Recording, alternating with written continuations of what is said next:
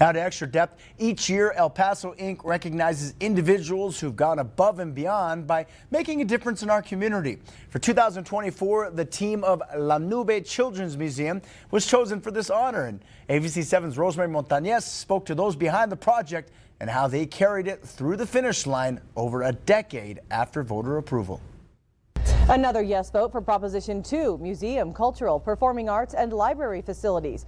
Voters in El Paso overwhelmingly approved the Quality of Life Bond November 6, 2012, and that included a children's museum. It's a culmination of a whole lot of work and a whole lot of will of El Paso voters. It took a dedicated team to catapult the vision of La Nube into a reality. Eric Pearson and Stephanie Otero of the El Paso Community Foundation and Josh Hunt, chairman of La Nube board, were there through every high and low. I think we're going to have a lot of crying in the museum, but that's going to be crying kids who are being dragged out of that climber. This will be just an amazing experience for people who have all kinds of interests. But it wasn't a simple road.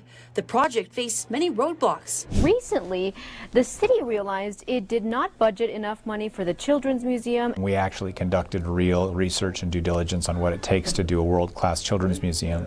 We found a vastly different number than the city had originally approved. COVID-19 went under construction in late 2019, and about March of 2020 everything shut down. And then all of a sudden we had to deal with imagining the building in a different way. The La Nube Children's Museum in downtown El Paso caught fire earlier this afternoon. Obviously, the fire was a big stumbling moment for us, although we were very happy that no one was hurt and we got past it. Despite the delays, the project moved forward. 3.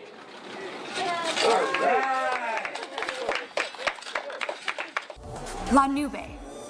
And it's a kids museum, just for us. In August 2024, La Nube opened its doors to the public. The faces of the kids as they came in and they're like looking around, they're like, wow! And we heard a kid say, this is better than Disneyland. And I'm like, yes, like that was like the biggest compliment we could have gotten. A flood of kids, and every day just walking in the door, and there are kids who are smiling, they're screaming, they're doing all the things that they want to do, but also they're learning. And today, La Nube not only stands as a learning center, but also as a symbol of hard work and resilience in El Paso. There we go. Very large team effort that started with the citizens of El Paso voting for this all the way back in 2012 in overwhelming numbers.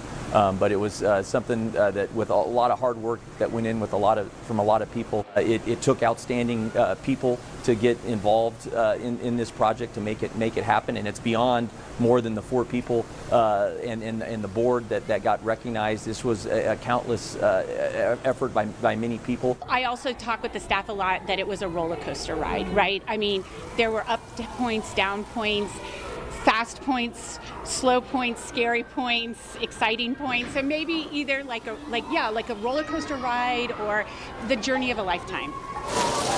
After 12 years of dedication, the visionaries behind La Nube have proved the sky is the limit. Rosemary Montañez, ABC7. Thanks, Rosemary. I'm not going to lie, even for big kids like me, lots of fun at La Nube. For more Extra Depth reports, you can download the KVIA ABC7 CTV app. You can find it on Roku, Fire TV, and of course, Apple TV.